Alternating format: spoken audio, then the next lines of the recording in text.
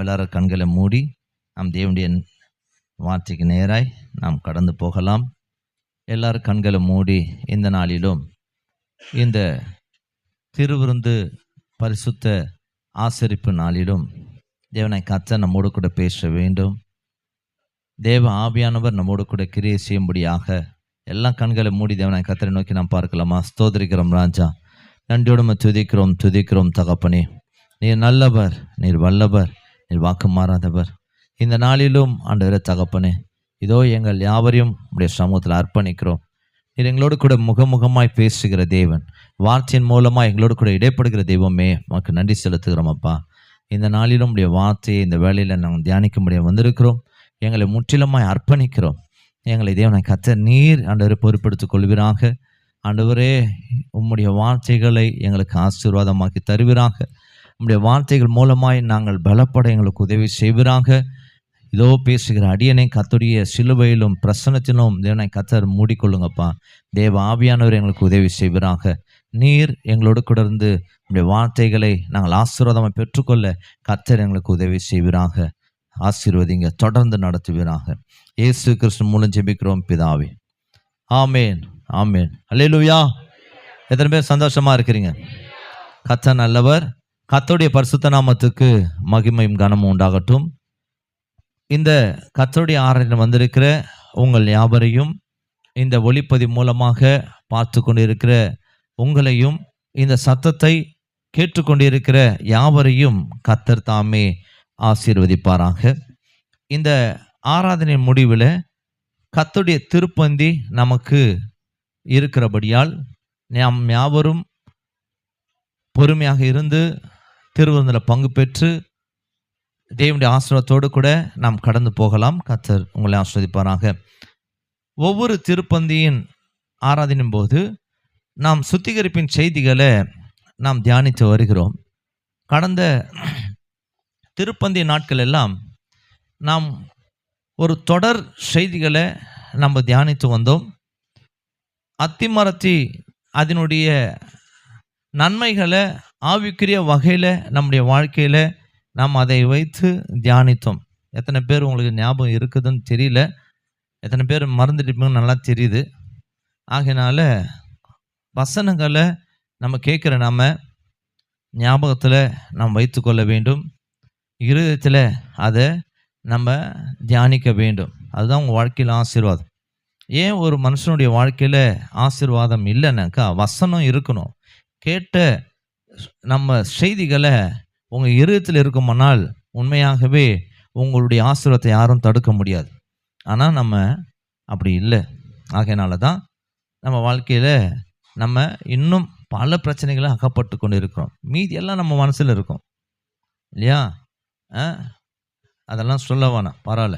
இப்போது தேவனுடைய வார்த்தையை ஏன் இதை முன்பதாக சொல்கிறேன்னா, இன்றைக்கு நம்ம தியானிக்க போகிற வேத பகுதியை உங்களுடைய இருதயத்தில் நம்ம என்ன பண்ணணுமா, எழுதி வைக்கணும். அதுன்னா தியானிக்கணும். அல்லேலூயா. நம்ம அப்படி தியானிக்கும் போது இந்த வேத வார்த்தைகள்லாம் சும்மா இருக்காது, உங்கள் வாழ்க்கையில் கிரியை செய்யும். அல்லேலூயா அல்லேலூயா. அப்படியானால் இன்றைக்கும் நாம் ஒரு சுத்திகரிப்பின் செய்தியை நம்ம தியானிக்கலாம். 1 தெசலோனிக்கேயர் புஸ்தகம் 3ஆம் அதிகாரம் 13ஆம் வசனத்தை ஒரு வாசிக்க கேட்கலாம். 1 தெசலோனிக்கேயர் 3ஆம் அதிகாரம் 13ஆம் வசனம். இவ்விதமாய் நம்முடைய கர்த்தராகிய இயேசு கிறிஸ்து தமது பரிசுத்தவான்கள் அனைவரோடும் கூட வரும்போது நீங்கள் நம்முடைய பிதாவாகிய தேவனுக்கு முன்பாக பிழையற்ற பரிசுத்தமுள்ளவர்களாய் இருக்கும்படி உங்கள் இருதயங்களை ஸ்திரப்படுத்துவாராக. அல்லேலூயா அல்லேலூயா. இந்த நாளிலும் அருமையான வேத பகுதியை நம்ம வாசித்தோம். கர்த்தருடைய பரிசுத்த நாமத்துக்கு மகிமை உண்டாகட்டும். இந்த வேத பகுதியில் உள்ள கருத்து பொருள் என்னன்னா, இயேசு கிறிஸ்து சகல பரிசுத்தவான்களோடு கூட அவர் வருவார்.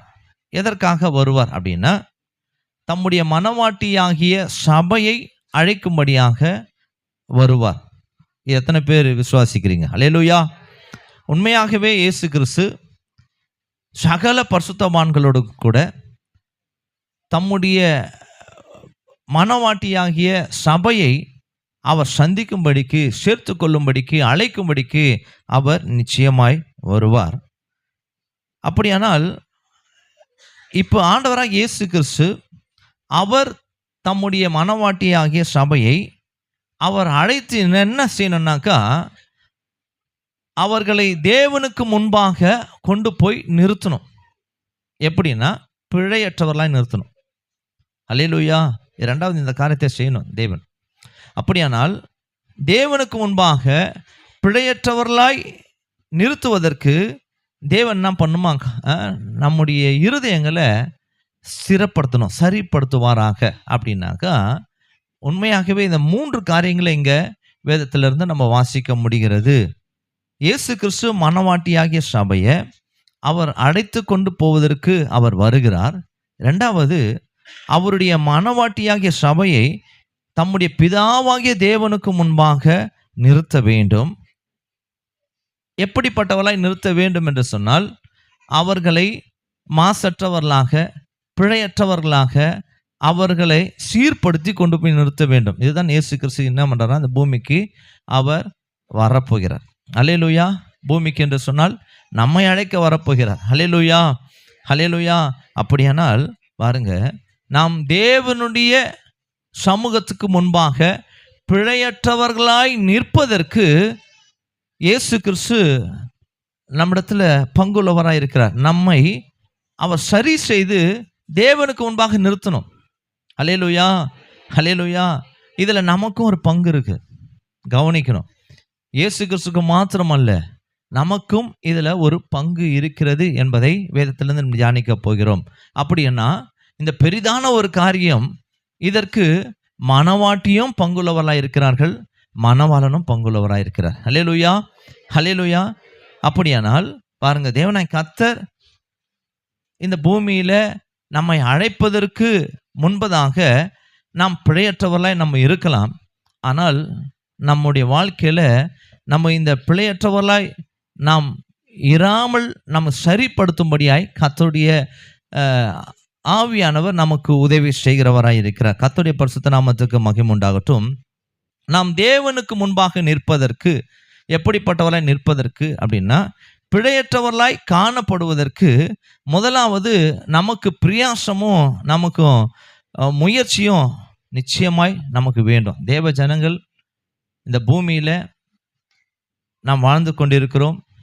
நாம் பரலோக ராஜ்யத்துக்கு போவதற்கு முன்பாக பிழையற்றவர்களாய் மாற வேண்டும் என்கிறதான விருப்பமும், அதற்கான முயற்சியும், அதற்கான பிரயாசமும் ஒவ்வொரு தேவ பிள்ளைகளும் நமது பூமியில படணும். நான் கரையற்றவர்களாய் போனோம், நான் குறையற்றவர்களாய் போனோம், நான் பிழையற்றவர்களாய் போக வேண்டும் என்று சொல்லி. அப்படியானால் இங்கே பிழை என்று சொல்லுகிறதான வார்த்தையை நம்ம கவனிக்க முடிகிறது. பிழை என்றால் என்ன அப்படின்னா, சின்ன சின்ன காரியம், சின்ன சின்ன மிஸ்டேக் இல்லையா. எழுத்துக்கள்ல சின்ன பிழை இருக்குமானா அதோடைய பொருளே மாறிடும். அப்போ சின்ன பிழை தானே, சரியா, அதை நம்ம சரி செய்து கொள்ளலாம் இல்லையா. அப்போ நம்ம வாழ்க்கையில் கூட பிழைகள் என்று சொன்னால் சின்ன சின்ன காரியங்கள். எப்படின்னா, சின்ன சின்ன தவறுகள், சின்ன சின்ன தப்புக்கள் இல்லையா, சின்ன சின்ன குற்றங்கள், குறைகள், இது எல்லாம் இது சின்னது தான், இதுதான் பிழைகள். அப்படின்னா இந்த சின்ன சின்ன பிழைகளாய் நம்முடைய வாழ்க்கையில் இருக்கிற எல்லாவற்றையும் நம்ம இந்த பூமியில் சரிப்படுத்த வேண்டும். அல்லேலூயா, அல்லேலூயா. நம்ம ஒன்று செய்யாமல் இயேசு கிறிஸ்து நமக்காக எதுவுமே செய்ய மாட்டார். அல்லேலூயா. நமக்கு பிரயாசம் இருக்கணும்.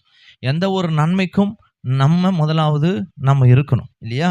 வேதத்தில் அநேக வேத வசனங்களை வாசிக்க முடியும். கேளுங்கள், அப்பொழுது தான் உங்களுக்கு கொடுக்கப்படும். அல்லேலூயா, இல்லையா. நம்ம ஒன்று செய்யணும். உங்களுக்கு பிரயாசமும் உங்களுக்கு முயற்சி நீங்கள் இருக்குமானால் நிச்சயமாகவே கர்த்தர் நமக்கு அவர் நமக்கு இறங்குகிற தேவனாய் இருக்கிறார். அப்படியானால் பாருங்க, இங்க சின்ன சின்ன பிழைகளையும் நாம் திருத்தி சரிப்படுத்த வேண்டும். இந்த பூமிக்குரிய வாழ்க்கையில நாம் இது சின்னது தானே அப்படின்னு சொல்லி எதையுமே நம்ம விட்டுடாமல் அவைகள் எல்லாவற்றையும் கண்டு நாம் சரி செய்து கொள்ள வேண்டுமா இல்லையா. இது ஒரு சின்ன பாவம் தானே, இதுனா பெருசா, நான் இது பெரிய பாவம் இல்லையே அப்படியெல்லாம் நம்ம சொல்லி அதை விட்டுடக்கூடாது. ஆகினால பாருங்க, நம்ம ஒரு சின்ன காரியம் நம்முடைய வாழ்க்கையில் நம்முடைய பாவங்களினாலும் நம்முடைய மீறுதலினாலும் அக்கிரமங்களினாலும் நம்முடைய செய்களில் இல்லையா, நம்முடைய வாழ்க்கையில் சின்ன சின்ன குறைகளான இந்த பாவங்களாக இருந்தாலும் நம்ம என்ன செய்யணுமா, அதை நம்ம உணர்ந்து அதை கவனித்து அதை நம்ம வெறுத்து அதை விட்டு விலகி வாழ வேண்டும். அதை தான் தேவனாய் கர்த்தர் நமக்கு அவர் கற்றுத்தருகிறார், அதை எதிர்பார்க்கிறார். அப்போ தேவ ஜனங்களாய் இருக்கிற நாம இந்த பூமியிலே நம்ம பிழையற்றவர்களாய் மாற விரும்பணும். முதலாவது அல்லேலூயா.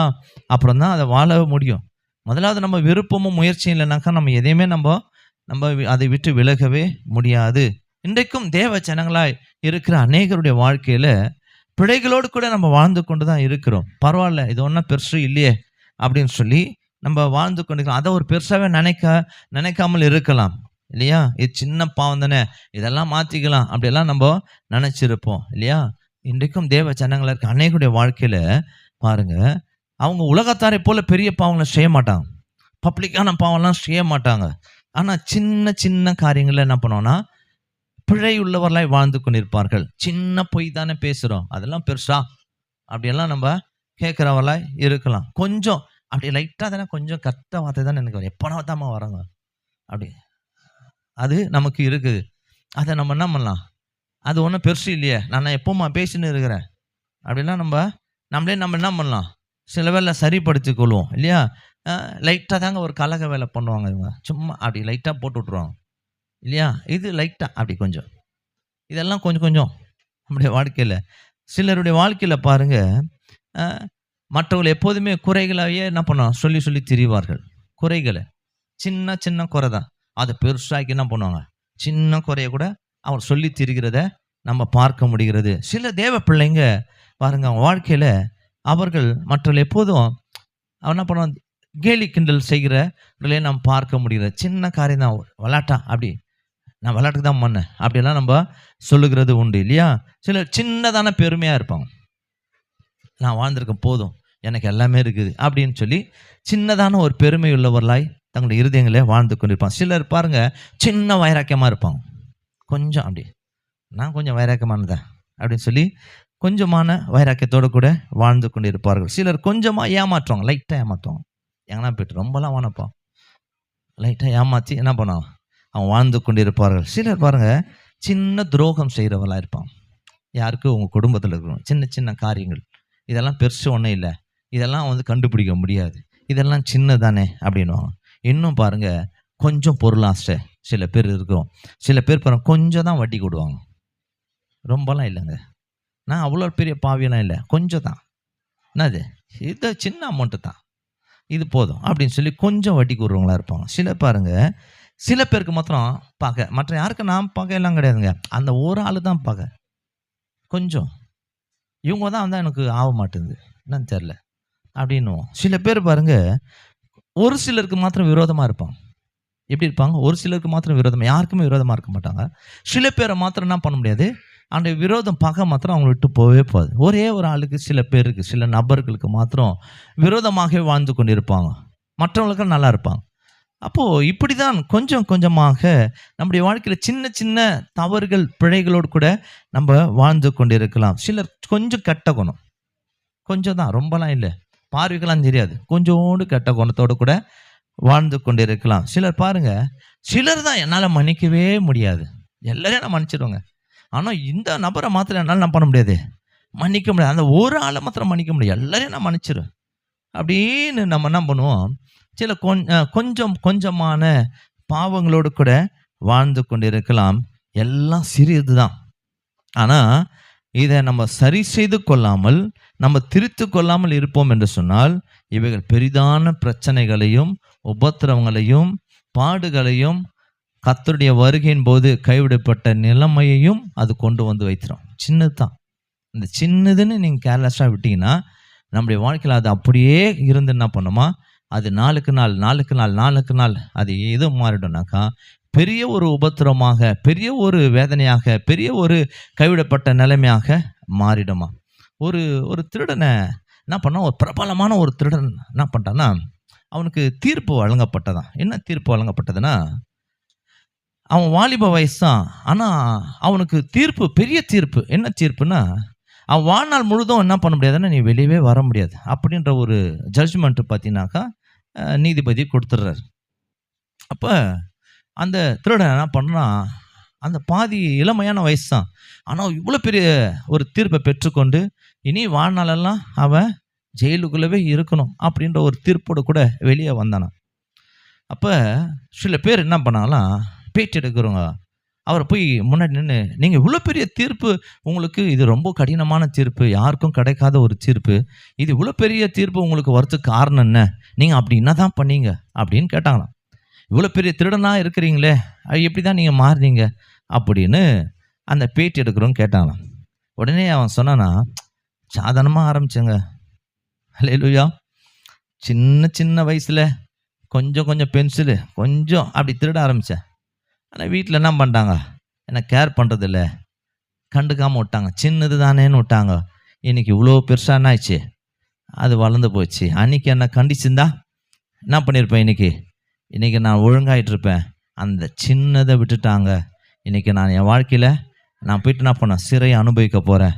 அன்றைக்கி அந்த சின்ன காரியத்தை நான் விட்டுருந்தேனாக்கா இன்றைக்கி நல்லா இருந்திருப்பேன் அப்படின்னு சிறியதில் ஆரம்பித்து தான் அவன் வாழ்க்கையில் பெரிதான ஒரு தண்டனைக்குள்ளாக கடந்து போனானா. பாருங்களேன், இன்றைக்கும் நம்ம வாழ்க்கையில் கூட சின்ன காரியம் என்று சொல்லி சாதாரணமாக நினைக்காதீங்க, அதுவே உங்கள் வாழ்க்கையில் ஒரு பெரிய இழப்பு கொண்டு வந்துடும். தேவனாய் கர்த்தரை சந்திக்க முடியாமல் போயிட்டோம் இல்லையா. 10 கனிகள் 5 கனிகள் வெறும் கொஞ்சம் எண்ணெய் தான் இல்லை, எண்ணெய் இல்லாமல் போச்சு, அவங்க வாழ்க்கையில் போக முடியாது போச்சு. அல்லேலூயா, எல்லாம் ஆயத்தமாக இருந்தாங்க, ஆனால் எண்ணெய் ஒன்று தான் இல்லை. எண்ணெயை வாங்க போகும்போது அவர்தான் மணவாளன் வந்துட்டாருன்ட்டாருப்பாங்க. அப்போ அந்த ஒரு காரியத்தினால என்ன ஆச்சுன்னா அவங்க வாழ்க்கையில் பரலோகராய்ச்சி இழந்து போனாங்க. அப்போ நம்ம வாழ்க்கையில் யோசிக்கணும், தேவ ஜனங்களாக இருக்கிற நம்முடைய வாழ்க்கையில் சின்ன சின்னதான தீமையான காரியங்கள் என்று சொல்லி நம்ம விட்டு விடாமல் அவைகளை கவனிக்கணும், அவைகளை நாம் நம்மை விட்டு வெறுத்து விலக்க வேண்டும். இதுதான் தேவனாய் கர்த்தர் விரும்புகிறார். நம்முடைய வாழ்க்கையில் பாவத்தோடு கூட நாம் வாழ்ந்து கொண்டிருப்போம் என்று சொன்னால் தேவனாய் கர்த்தர் நமக்கு எதுவுமே செய்ய முடியாது. நாம் பாவத்தை, தீமையான காரியத்தை நாம் வெறுத்து விலக நம்முடைய இருதயம் என்ன பண்ணணும், ஆசைப்படணும். இந்த பாவத்தை நான் வெறுக்கணும், இதை நான் வெறுக்கணும் என்று சொல்லி நம்ம என்ன செய்யணுமா, அதற்கான முயற்சி நம்ம செய்யணுமா. வேதத்தில் ஒரு வசனத்தை இயேசு கிறிஸ்து சொல்றாரு, வாசிக்கலாம் பாருங்களேன். மத்தேயு எழுதின சுவிசேஷ புஸ்தகத்தில் ஒரு சின்ன குறை இருந்தாலும் உனக்கு எவ்வளோ பெரிய பிரச்சனை என்பதை வேதத்தில் இங்கே சுட்டி காண்பிக்கிற, வாசிக்கலாம். மத்தேயு எழுதின சுவிசேஷ புஸ்தகம் 5ஆம் அதிகாரம் 22ஆம் வசனம்.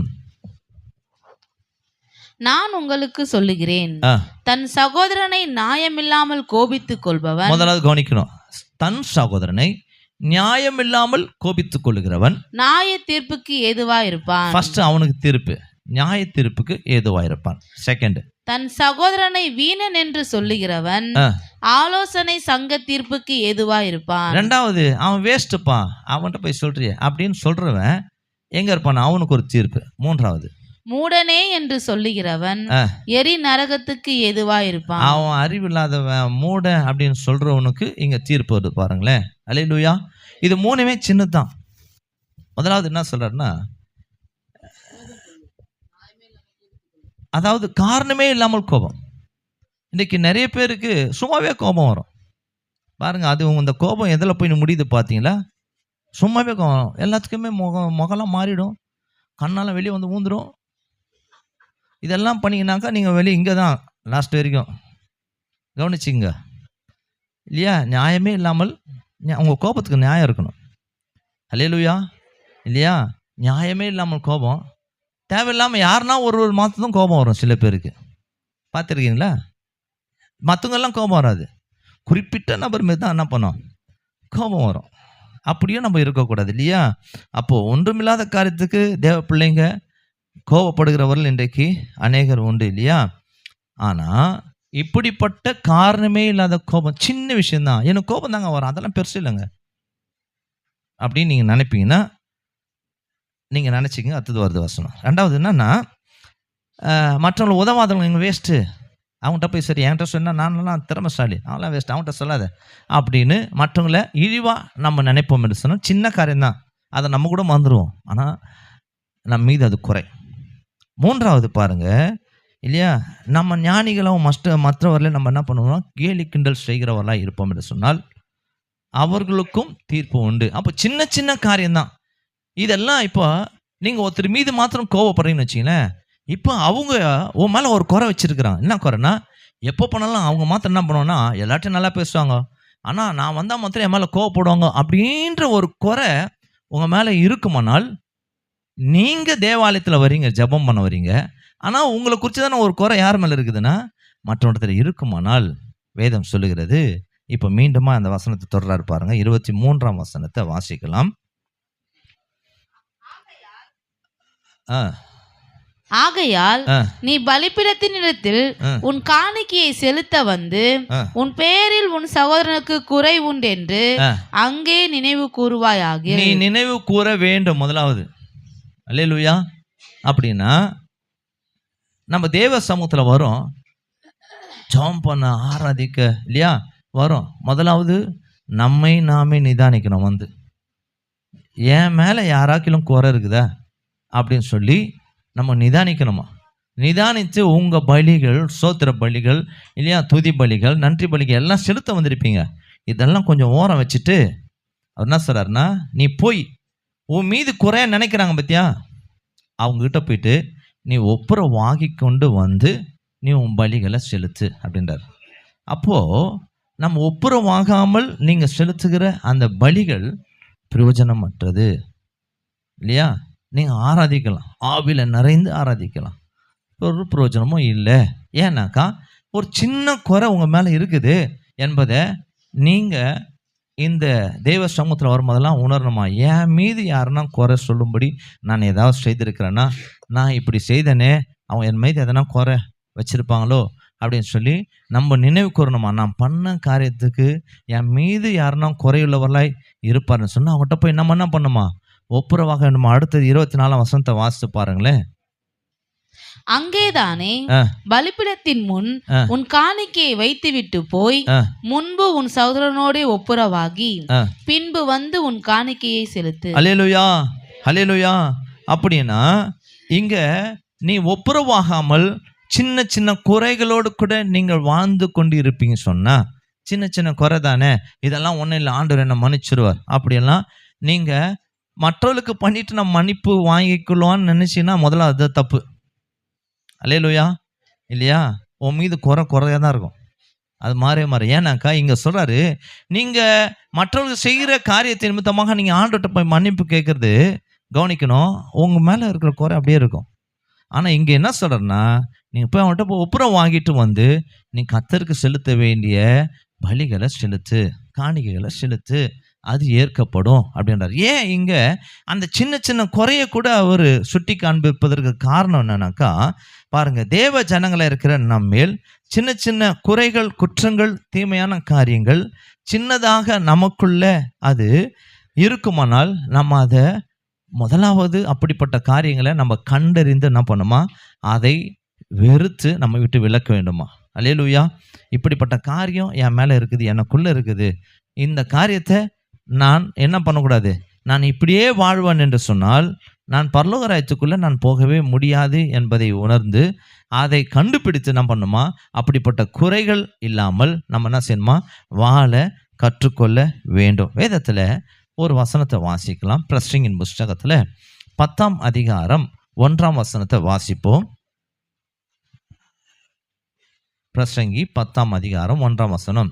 செத்த ஈக்கள் தைலக்காரனுடைய பரிமளத்தை நாரி கெட்டு போக பண்ணும், நாணத்திலும் கனத்திலும் பேர் பெற்றவனை சொற்ப மதியினமும் அப்படியே செய்யும். அல்லேலூயா, அல்லேலூயா. பாருங்க, இங்க சொல்றாரு, பரிமள தைலம் நல்லா காஸ்ட்லி, அதை செய்வதற்கு எத்தனை நாட்கள், எத்தனை பொருட்கள்லாம் செய்து அந்த பரிமள தைலத்தை அவர் ரெடி பண்ணி வச்சா, அதில் செத்த ஈக்கள் என்ன பண்ணுமா, அந்த பரிமள தைலத்துடைய வாசனையை விட இதுடைய செத்து போன அந்த அழுகி போன அந்த வாசனை இது இந்த தைலத்தை கெட்டு போக பண்ணிடும் அப்படின்றாரு. பாருங்க, சின்ன ஒரு விஷயம்தான் இல்லையா? அப்போ எவ்வளோ பெரிய வாழ்க்கையில் நம்ம எத்தனை வருஷமா ஆவிக்குரிய ஜனமாக நம்ம வாழ்ந்து கொண்டு இருப்பது பெருசல்ல. சின்ன சின்ன காரியம் நம்முடைய வாழ்க்கையில் என்ன பண்ணோம், உங்களுடைய ஆவிக்குரிய ஜீவத்தையே கவுத்து போட்டுரும். நம்ம நினச்சிருக்கலாம், நம்ம ஒன்றா மறந்துட்டு நான் கரெக்டாக இருக்கேன்னு நினச்சிருக்கலாம். கர்த்தர் வரும்போது தான் தெரியும் உங்களை அறியேன் அப்படின்றார். ஏன் அப்படின்னா, நீங்கள் என்ன பண்ணிட்டீங்க, இப்படிப்பட்ட குறைகளோடு கூட பிழைகளோடு கூட நம்ம வாழ்வோம் என்று சொன்னால் நம்ம வாழ்க்கையில் பரலோக ராஜ்யத்தில் நம்ம போகவே முடியாது. அல்லேலூயா. அப்போ இந்த பாருங்க, சின்ன காரியம் உங்கள் வாழ்க்கையில் எவ்வளோ பெரிய ஆவிக்குரிய வாழ்க்கையும் கவுத்து போட்டுரும். ஆகையினால நாம் என்ன செய்யணுமா பாருங்க, அதை நம்ம கவனிக்க வேண்டும். தேவனாய் கர்த்தர் பாருங்க, நம் விலையேற பெற்ற மனவாட்டியாக தேவனாய் கர்த்தர் நம்மை அவர் பார்க்கிறார். எப்படி பார்க்கறாருன்னா, நம்ம பார்க்குற பார்வை வேற. ஆனால் தேவனாய் கர்த்தர் நம்ம எப்படி பார்க்குறாருன்னா, இயேசு கிறிஸ்து நம்ம விலையேற பெற்ற மனவாட்டி தேவனாய் கர்த்தர் அவருடைய ரத்தத்தினால என்ன பண்ணியிருக்கிறார், நம்மை சம்பாதித்து அவர் வைத்திருக்கிறார்.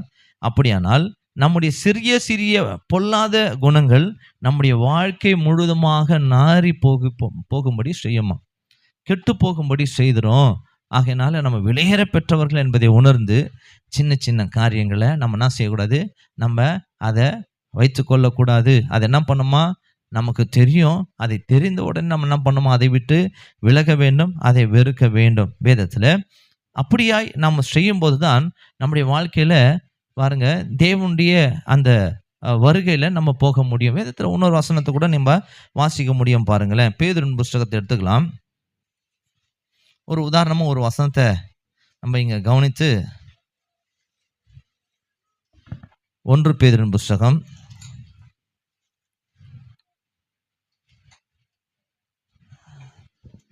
3ஆம் அதிகாரம் 9, 10, 11.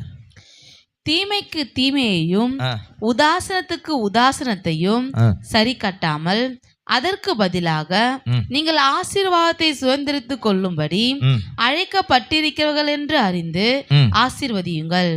ஜீவனை விரும்பி நல்ல நாட்களை காண வேண்டும் என்றிருக்கிறவன், பரலோக ராஜ்யத்துல போய் நான் சேரணும் என்று விரும்புகிறவன், பொல்லாப்புக்கு தன் நாவையும் கபடத்துக்கு தன் உதடுகளையும் விலக்கி காத்து. பாருங்க, சின்ன காரியத்தை நம்ம என்ன செய்யணுமா, காத்து கொள்ளணும். அங்க போய் பெரிய காரியத்துல நம்ம போய் காண்பதற்கு இப்படி நம்ம காத்து.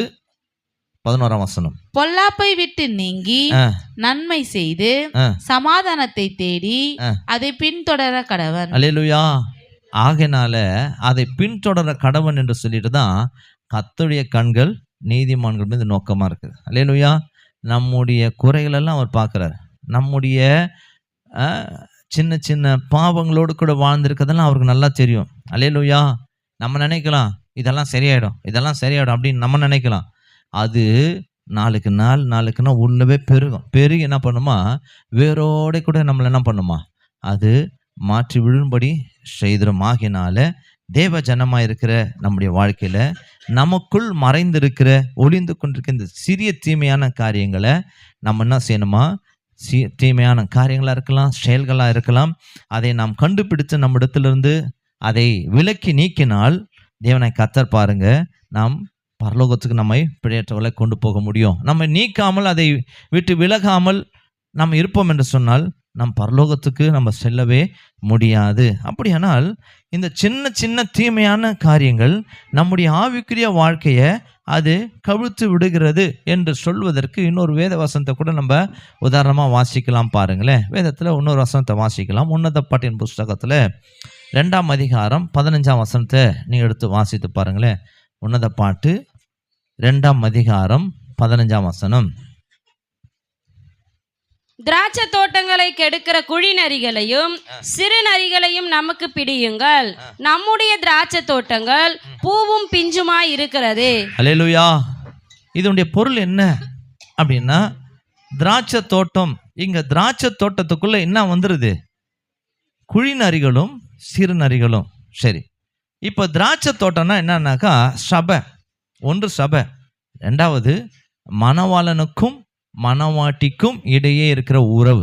இதையும் திராட்சை தோட்டம் அப்படின்னு வேதம் நமக்கு கற்றுத்தருகிறது. அப்படின்னா பாருங்க, இதை கெடுக்கிற, அதாவது சபையை கெடுக்கிறதும் அல்லது தேவனோடு கூட இருக்கிற உங்கள் உறவை கெடுக்கிறதும் எதுனா சிறு நரிகளும் குழி நரிகளும். நல்லா கவனிக்கணும், ரெண்டுமே உங்களுடைய ஆவிக்குரிய ஜீவியத்தையும் கெடுத்துரும். சபையில் இருக்கிற ஒரு ஆவிக்குரிய ஜீவத்தையும் பாருங்க அது கெடுத்துரும். அதனால இதில் என்ன பண்ணுங்க, அது பிடியுங்கள் அப்படின்ற ஒரு வார்த்தையை நம்ம வாசிக்கிறோம். பிடியுங்கள்னா அதை கண்ட்ரோல் பண்ணுங்க, அதை நிறுத்துங்க, அதை என்ன பண்ணுங்க, பிடிச்சிருங்க, விட்டுறாதீங்க அப்படின்னு எழுதுறத நம்ம வாசிக்க முடிகிறது இல்லையா. இவைகள் ஏன் அவைகள் அங்கே என்ன செய்யணும்னாக்கா, அது ஒன்றும் பெருசு ஒன்றும் இல்லை. இந்த குழி நரிகளும் சிறு நரிகளும் இது ரொம்ப பெருசெல்லாம் கிடையாது. ஒரு பெரிய திராட்சை தோட்டம், இந்த திராட்சை தோட்டத்தை இந்த சின்ன நரிகள் கெடுத்துருமா. எப்படி கெடுத்துரும் அப்படின்னா, இதோடைய அளவே அப்படின்னாக்கா இது ரொம்ப பெருசு இல்லை. கிட்டத்தட்ட இது பார்த்தீங்கன்னாக்கா 1 கிலோ கூட கிடையாது, இருக்காதான். அதாவது 1/2 கிலோலேருந்து கிட்டத்தட்ட ஒரு 1.5 கிலோ வரைக்கும் தான் இருக்குமா அது. அதாவது அது எப்படி போட்டிருக்குன்னா, ராத்தல் அப்படின்னும். ராத்தல் அப்படின்னாக்கா 1 கிலோக்கும் 1/2 கிலோக்கும் நடுவில் 453 கிராம் தான் ஒரு ராத்தல். அப்படின்னா அதை பவுண்டு கூட சொல்லுவாங்க இங்கிலீஷில். அப்போது பாருங்கள், இந்த ஆரம்பம் எப்படி இருக்குன்னாக்கா அது கிட்டத்தட்ட 1/2 கிலோலேருந்து 3 ராத்தல் வரைக்கும் அது என்ன பண்ணுமா, அது வளர்ச்சி. அப்படின்னா ரொம்ப அது பெருசெல்லாம் இல்லை. கிட்டத்தட்ட அது பார்த்தீங்கன்னாக்கா அது ஒரு 700-800 கிராம் 1 கிலோக்குள்ளே தான் இருக்கும் அது பார்க்கவே. ஆனால் அந்த ஒரு சின்ன காரியம் தான் அந்த நரிகள் என்ன பண்ணுமா, திராட்சை தோட்டத்துக்குள்ளே பூந்து என்ன பண்ணுமா, எல்லாரையும் கெடுத்து போட்டுருமா, எல்லா திராட்சை செடிகளையும் கெடுத்து போட்டுருமா. எப்படி இது கெடுக்கும், இவ்வளோன்னு தானே, அது எப்படி கெடுக்கும் அப்படின்னாக்கா பாருங்கள், இன்றைக்கும் அநேக திராட்சை தோட்டங்களை நம்மளும் பார்த்ததில்லை. இருந்தாலும் வேதத்தின்படி தான் நம்ம அதை கவனிக்கணும். திராட்சை தோட்டங்களை அது ஒரு பார்வைக்கு அழகாக இருக்கும்படி என்ன பண்ணுவோன்னா, தோட்டங்களை அந்த விதைப்பாங்க. அந்த வேர்களுக்கு நல்லா ஆழமாக இருக்கும்படிக்கு அது தண்ணீர் பாய்ச்சுவாங்க. அதுக்கு பலவிதமான உரங்களெல்லாம் நல்லா போடுவாங்க. போட்டு என்ன பண்ணோன்னா, அது பார்க்கறதுக்கே பசுமையாக அந்த திராட்சை குலைகள்லாம் அப்படி இருக்கும்போது பார்வைக்கு அழகாக அது ஒரு நல்ல ஒரு பார்ப்பதற்கே ஒரு பெரிய ஒரு மகிழ்ச்சியாக இருக்கிறது போல் அந்த தோட்டம் இருக்கும். திராட்சை தோட்டங்களில் வாசனையாக இருக்கும், அப்படியெல்லாம் நல்லா ஒரு அழகாக இருக்கும். ஆனால் இந்த குழி நரிகளும் இந்த சிறு நரிகளும் எப்படின்னாக்கா சின்னதாக தான் இருக்கும். அது என்ன பண்ணுமா, இந்த திராட்சை செடியின் கீழே போயிட்டு என்ன பண்ணுமோ, அங்கங்கே அது என்ன பண்ணுமா, ஹோல்ஸ் போட்டு அங்கங்கே குழி போட்டு என்ன பண்ணுமா, அது குழி போடுறது மாத்திரமல்ல, அங்கங்கே நிறைய குழிகளை போட்டு இந்த வேர்கள் எல்லாம் என்ன பண்ணுமா, கடிச்சிருமா. திராட்சை செடிக்குடைய வேர்கள், இந்த வேர்கள்லாம் கடிச்சு என்ன பண்ணுமா, அது உள்ளே கடிக்கிறதே என்ன பண்ணாது, வெளியே எங்கேயும் தெரியாது. ஆனால் இங்கே வேதத்தில் நம்ம வாசித்தோம், இந்த குழி நரிகளையும் சிறுகளையும் பிடிங்க. அது எப்படி இருக்குது, பூவும் பிஞ்சுமா இருக்குது. ஆரம்பத்தில் நல்லா இருக்கும். இது நம்முடைய வாழ்க்கையை சம்மந்தப்பட்டது. அப்போது ஆரம்பம் நல்லா இருக்குது, பரவாயில்லப்பா, இது இன்னொரு சீசனில் வரும்போது கரெக்டாக இது பழம்லாம் பழுத்துரும் அப்படின்னு நினச்சிருப்பார். ஆனால் அது வேரோடு என்ன பண்ணும், பட்டு போயிடும், வேரோடு அது காஞ்சி போயிடும். என்ன காரணம் அப்படின்னு போய் பார்த்தா, அங்கே அந்த செடிக்கில் அந்த குழி நரிகளும் சிறு நரிகளும் என்ன பண்ணுமா, அந்த இடத்துல தொலை போட்டு என்ன பண்ண, வேர்கள்லாம் அழிச்சிட்டு இருக்கும். அப்போ இது நல்லா அந்த சீசனில் ஏற்ற வேலை அந்த செடிகள் எங்கெல்லாம் இந்த குழிநர்கள் அது தொலை போட்டு அந்த என்ன பண்ணுச்சு, அந்த வேர்கள்லாம் கட் பண்ணி இருக்குதோ அந்த செடிகள்லாம் என்ன பண்ணுமா, அதனுடைய கனி தராமல் முற்றிலுமாய் அது என்ன பண்ணுமா, செத்த ஜீவன் போல் மாறிடுமா. அப்போ அதனால தான் இந்த திராட்சை தோட்டம் பூவும் பிஞ்சுமா இருக்குது, இன்னும் சீசன் வரல, அதுக்குள்ளே என்ன பண்ணுங்க, அந்த தோட்டத்தில் எங்கெல்லாம் குழிநர்கள் இருக்குதோ அங்கே எங்கெல்லாம் சிறு நரிகள் பிடிங்க, அது கெடுத்துட முற்றிலுமா அப்படின்னுவதற்கு காரணம்னாக்கா, நம்ம வாழ்க்கை கூட அதுமாதிரி தான். நம்ம வாழ்க்கை கூட ஆரம்பத்தில் விசுவாசம் நல்லா நமக்கு பக்தியெல்லாம் கொஞ்சம் கொஞ்சம் இருக்கும். ஆனால் சில தேவையில்லாத குணங்கள் இருக்குது பார்த்தீங்களா, இது விசுவாசத்தை விட்டு அது என்ன பண்ணுமா, நம்மளை கவுத்துரும். ஆவிக்குரிய ஜீவத்தில் விட்டு நம்ம என்ன பண்ணோம், பின்வாங்கி போக செய்கிறோம்.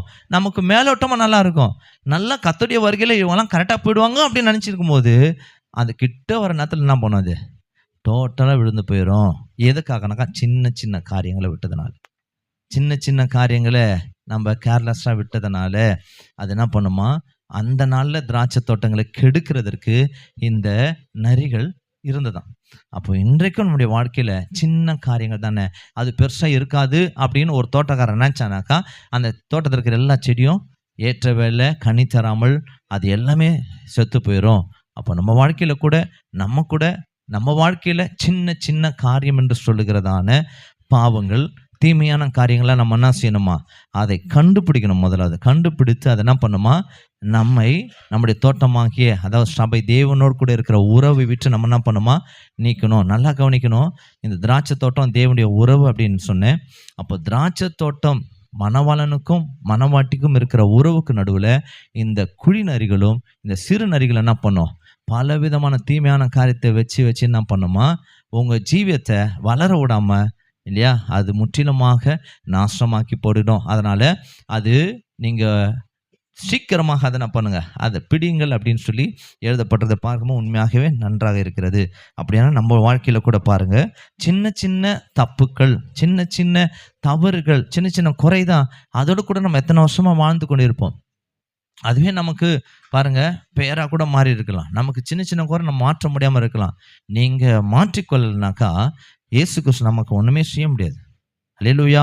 உண்மையாகவே தேவனை கர்த்தர் உங்கள்கிட்ட கொடுத்துருக்கிறார், நமக்கு உணர்த்துகிறார். தெரியாமல் இருந்தால் பரவாயில்ல, நமக்கு சுட்டி காண்பிக்கிறார். அதை நம்ம விட்டு என்ன பண்ணுமா, விளக்கும்படியாக நம்ம அதுக்குண்டான பிரயாசமும் முயற்சியும் நம்ம எடுக்க வேண்டும். ஆகையினால பாருங்க, தேவனை கர்த்தர் நமக்கு அவர் கற்றுத்தருகிறார். நம்ம வாழ்க்கையில் எதையெல்லாம் ஆவிக்குரிய ஜீவத்துக்கு விரோதமாக, எதையெல்லாம் பரலோக ராஜ்யத்துக்கு விரோதமாக, எதையெல்லாம் நம்முடைய பக்தி விருத்திக்கு விரோதமாக இருக்கிற சின்ன சின்ன காரியத்தெல்லாம் நீங்கள் இன்றைக்கு நீங்கள் கழிக்காமல், அதை விளக்காமல், அதை வெறுக்காமல் இருப்பீன்னு சொன்னால் இன்றைக்கு நல்லா இருக்கும், ஒன்றும் தெரியாது. ஆனால் அது எல்லாம் உங்களுடைய வாழ்க்கையில் இருக்கிற ஆவிக்குரிய ஜீவத்தெல்லாம் நாசமாக்கி போட்டுரும். வேதத்தில் அப்போஸ்தலனாகிய பவுல் சொல்றாரு, 1 கொரிந்தியர் புஸ்தகம் 5ஆம் அதிகாரத்தில் 6ஆம் 7ஆம் வசனத்தை நீங்கள் வாசிப்பீங்கன்னா இங்கே அழகாக சொல்கிறத நம்ம வாசிக்க முடியும். வாசிக்கலாம். 1 கொரிந்தியர் புஸ்தகம் 5ஆம் அதிகாரம் 6ஆம் 7ஆம் வசனத்தை வாசிப்போம்.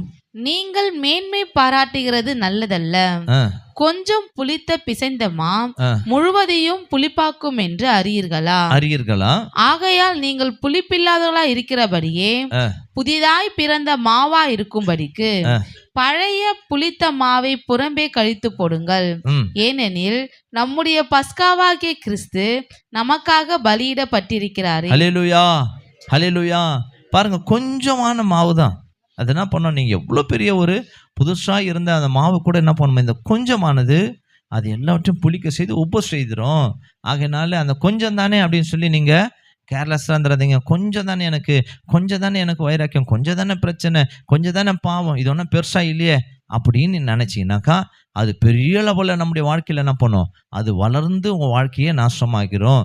ஆகையினால நம்ம சின்ன சின்ன காரியமாக இருந்தாலும் அதை உடனே என்ன பண்ணுங்க, நம்ம விட்டு விளக்கணும். அது உங்கள் வாழ்க்கையே நாசமாக்கிறோம் என்று சொல்லி இங்கே அப்போஸ்தலனாகிய பவுல் சொல்கிறத நம்ம பார்க்கிறோம். அப்போது கொஞ்சமான சிறிதான பாவங்களாக இருந்தாலும் இது பிழையாய் நம்முடைய வாழ்க்கையில் இருக்குமானால் நம்முடைய வாழ்க்கையில் இப்படிப்பட்ட கரைகள், குற்றங்கள், குறைகள் யாவும் நம்ம புறம்பே விளக்க வேண்டும். அப்படியானால் இந்த பூமியின் வாழ்க்கையில் நம்மை தேவனாய் கர்த்தர் இந்த கொஞ்சமான குறைகள், கொஞ்சமான பாவங்கள் தேவனாய் கர்த்தருடைய பரிசுத்த உறவுலேருந்து நம்ம விழும்படி தேவனாய் கர்த்தர் பாருங்க அது கிரியை செய்திடும். ஆகையினால நம்ம எச்சரிக்கையாக இருக்கணும்.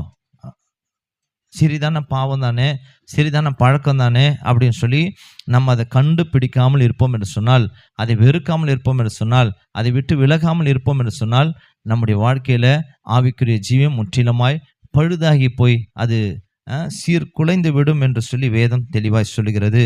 அப்படியானால் நம்ம இந்த சின்ன காரியமாக இருந்தாலும் நம்ம தேவனாய் கர்த்தருக்கு முன்பாக பிழையற்றவர்களாய் நிற்பதற்கு நம்ம அந்த பிழைகளை நீங்கள் கண்டுபிடிக்கணும். நான் என் வாழ்க்கையில் என்ன பிழை, என்னுடைய குணத்தில் என்ன பிழை, என்னுடைய சாபத்தில் என்ன பிழை, நான் என் மீது என்ன குறை இருக்கிறது, என் மீது என்ன குற்றங்கள் இருக்குது என்பதை சொல்லி நாம் அதை அறிந்து நம்ம அதை வெறுப்பது தான் கர்த்தருக்கு பயப்படுகிற பயம் என்று சொல்லி வேதம் சொல்லுகிறது இல்லையா. நீதிமொழிகள் புஸ்தகத்தில் 8ஆம் அதிகாரம் 13ஆம் வசனம் சொல்லுகிறது, தீமையை வெறுப்பதே கர்த்தருக்கு பயப்படுகிற பயம். அப்போது நம்ம தீமையை வெறுக்காமல் நமக்குள்ளவே இந்த சின்ன சின்ன காரியங்கள் இருக்குமானால் நீங்கள் வெறுக்கவும் இல்லை, அப்படியே வாழ்ந்து கொண்டிருப்போம் என்று சொன்னால் நாம் கர்த்தருக்கு பயப்படாதவர்கள். கவனிக்கணும், இதுலேருந்து நம்ம ஒன்று என்ன தெரிவிக்கிறோம், ஆண்டவருக்கு நான் பயப்படாதவன் என்பதை நம்ம செயல்கள் மூலமாக நம்ம தெரிவிக்கிறோம். அப்போது நம்ம தீமையான காரியங்கள் எனக்குள்ளே இருக்க சின்ன காரியமாக இருந்தாலும் சரி, அது எந்த காரியமாக இருந்தாலும் சரி, இது தீமையான காரியம், இதை நான் வெறுக்கிறேன், இதை நான் அருவருக்கிறேன், இது என்னை விட்டு விலக வேண்டும் என்று சொல்லி அதற்காக நாம் முயற்சியும் பிரயாசமும் படும்போது நிச்சயமாகவே கர்த்தருக்கு நம்ம பயப்படுகிறோம். ஹல்லேலூயா, ஹல்லேலூயா. ஏன்னாக்கா பாருங்க, நம்ம சொல்லிடலாம், வாயில சொல்லிடலாம், நான் கர்த்தருக்கு பயந்தவர் இல்லையா, நம்ம சொல்லலாம் இல்லையா. பிரதர் சொல்லலாம், நான் கர்த்தருக்கு பயந்தவர் தெரியுமா அப்படின்னு நம்ம சொல்லலாம். சகோதரி சொல்லலாம், நான் கர்த்தருக்கு பயந்தவர். ஆனால் நமக்குள்ள என்ன இருக்குது? இப்படிப்பட்டதான தீமையோடு கூட நம்ம வாழ்ந்து கொண்டிருப்போம் என்று சொன்னால் நாம் கர்த்தருக்கு பயந்தவர்கள் அல்ல. ஏன்னா தெளிவாய் வேதம் சொல்லுகிறது. அப்போ நம்ம கர்த்தருக்கு நீங்கள் பயப்படணும்னாக்கா தீமையான காரியங்கள் அது நம்முடைய வாழ்க்கையில் நமக்கு பிழையாகவே இருக்கலாம், குறையாகவே இருக்கலாம் இல்லையா, அது கரைகளாகவே இருக்கலாம். இதோடு கூட நம்ம போயிட முடியாது. இதை இந்த பூமியிலே நம்ம என்ன செய்யணுமா, அதை கண்டறிந்து அதை வெறுத்து அதை நம்ம விட்டு விலக்கி நாம் கரையற்றவர்களாக, பரிசுத்தம் உள்ளவர்களாக, பிழையற்றவர்களாக இந்த பூமியில் வாழ பிரயாசப்படும் போது தான் கர்த்தர் நமக்கு உதவி செய்வார். அல்லேலூயா. அங்கே வாசித்தோம் இல்லையா, கர்த்தர் என்ன பண்ணுவார்? இயேசு கிறிஸ்து வரும்போது நம்முடைய இருதயங்களை சிறப்படுத்துவார். எப்பொழுது? பிழையற்றவர்களாய் மாறும்போது சிறப்படுத்துவார். அவரே நமக்கு உதவி செய்வார். ஆனால் நமக்கு பிரயாசமும் முயற்சியும் இல்லைனாக்கா அவர் எதுவுமே செய்ய முடியாது. ஏன்னாக்கா நமக்கு விருப்பம் அதில் இருக்குது. அப்போ நம்ம சின்ன சின்ன பிழைகள், இப்படிப்பட்டதான பாவத்தின் பிழைகள், பாவத்தின் கிரியைகள், கரைகள், குறைகள் எல்லாம் நம்ம கண்டறிந்து நம்ம பண்ணுமா, நான் தேவனுடைய ராஜ்யத்தை சுதந்திரிக்கிறவன் என்பதை உணர்ந்து அவைகளை விட்டு விலகி வெறுத்து நம்ம வாழும்போது நம் கர்த்தருக்கு பயந்தவர்களாக இருக்கிறோம். அப்படி நாம் கர்த்தருக்கு பயந்தவர்களாக இருக்கும்போது கர்த்தர் பாருங்க நமக்கு அவர் இறங்குகிறார் இல்லையா. 103ஆம் சங்கீதத்தில் 13ஆம் வசனம் சொல்கிறது, வாசிக்கலாம். 103ஆம் சங்கீதம் 13ஆம் வசனம். தகப்பன் தன் பிள்ளைகளுக்கு இறங்குகிறது போல கர்த்தர் தமக்கு பயந்தவர்களுக்கு இறங்குகிறார். அல்லேலூயா. இப்போ நீங்க கர்த்தருக்கு பயந்து தீமையை வெறுத்து விலகி நீங்கள் வாழும்போது கர்த்தர் நமக்கு உதவி செய்ய அவர் இறங்குவார். அல்லேலூயா, அல்லேலூயா. ஏன் அப்படின்னா நீங்கள் கர்த்தருக்கு பயப்படுகிறதுனால உங்க வாழ்க்கையில் எது அனுமதிக்க மாட்டீங்க?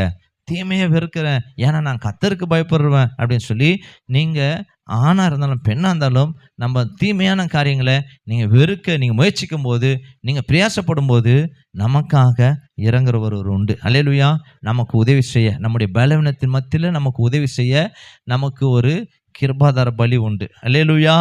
ஆகையினால நாம் கர்த்தருக்கு நாம் பயப்படுகிறவர்கள் என்பதற்கு அறிந்து கொள்ள, நாம் கர்த்தருக்கு பயந்தவர்களாய் வாழ்வதற்கு தீமையான காரியங்கள் சின்ன காரியமாக இருந்தாலும் அவைகளை வெறுத்து நாம் மனம் கசந்து அதை நாம் தேவனாய் கர்த்தருடைய சமூகத்தில் ஒப்புரவாகி நாம் தேவனாய் கர்த்தருக்கு முன்பாக மாசற்றவர்களாக, பிழையற்றவர்களாக நாம் இருக்கும்போது தேவனாய் கர்த்தருடைய வருகையில் நம்மை அவர் இன்னும் நம்மக்கிட்ட இருக்கிற அந்த குறைகள்லாம் சீர்படுத்தி அவர் பிதாவுக்கு முன்பாக கொண்டு போய் நம்மை நிறுத்துவார். எத்தனை பேர் விசுவாசிக்கிறீங்க? அல்லேலூயா, அல்லேலூயா.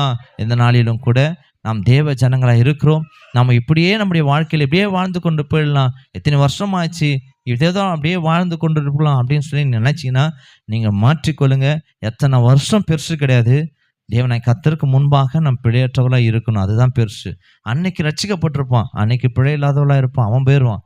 நம்ம எத்தனையோ வருஷமாக ரட்சிக்கப்பட்டிருப்போம், தேவாலயத்துக்கெல்லாம் வந்திருப்போம் இல்லையா, உபவாச ஜபம்லாம் கலந்துருப்போம். ஆனால் நம்ம வாழ்க்கையில் நம்ம அதை கண்டறியவே முடியல. நம்ம அந்த மாதிரியான காரியத்தோடு கூட வாழ்ந்து கொண்டிருப்போம் என்று சொன்னால் கர்த்தருடைய வருகையில் நாம் கலந்து கொள்ள முடியாது. கர்த்தருடைய வருகையில் நாம் அவரோடு கூட போகவும் முடியாது. ஆகையினால கர்த்தர் நமக்கு இதனால தான் தேவனாய் கர்த்தர் சபையில் தேவனுடைய வார்த்தைகளை வச்சு நம்மளை என்ன பண்ணுறாரு, நம்மளை சீர்படுத்துகிறார், சரிப்படுத்துகிறார். எதெல்லாம் நம்ம வாழ்க்கையில் இருக்கிறது அதெல்லாம் நம்ம கண்டறிந்து அவைகளை நம்ம விட்டு விலகி வெறுத்து வாழும்போது கர்த்தர் அதுக்கான உதவி நமக்கு அவர் செய்ய வல்லமையுள்ள தேவனாக இருக்கிறார். ஆகையினால கரையற்றவர்களாய், பிழையற்றவர்களாய் இந்த பூமியில் உங்களை நீங்களே நிதானித்து ஆராய்ந்து அவைகளை விட்டு விலகி வாழுங்கள். கர்த்தருக்கு பயந்து வாழுகிறோம் என்பதை வேதம் சொல்கிறது. அப்படி நம்ம பயந்து வாழும்போது உங்கள் எல்லா கருத்துக்கும் கர்த்தர் என்ன பண்ணுவார், உங்களுக்காக இறங்குவார். நம்ம எல்லாரும் கண்களை மூடி இந்த நாளிலும் கூட தேவனாய் கர்த்தர் நம்ம தேவ சமூகத்தில் வந்திருக்கிறோம், கர்த்தருடைய சமூகத்தில் இருக்கிறோம். கரையற்றவர்களாய், பிழையற்றவர்களாய் நாம் மாற வேண்டும். ஆகையினால நீங்களே உங்களை நிதானித்து பாருங்கள், நான் எந்த வகையில் நான் கரையற்றவனாக, எந்த காரியத்தில் நான் கரையற்றவனாக இருக்கிறேன், பிழையற்றவனாக இருக்கிறேன், பிழையுள்ளவனாக இருக்கிறேன் என்று சொல்லி நீங்கள் பார்க்கலாம். இந்த நாளிலும் கூட தேவனாய் கர்த்தர் உங்களோடு கூட அவர் பேசுகிறார். நாம் கரையற்றவர்களாய் மாறணும், பிழையற்றவர்களாய்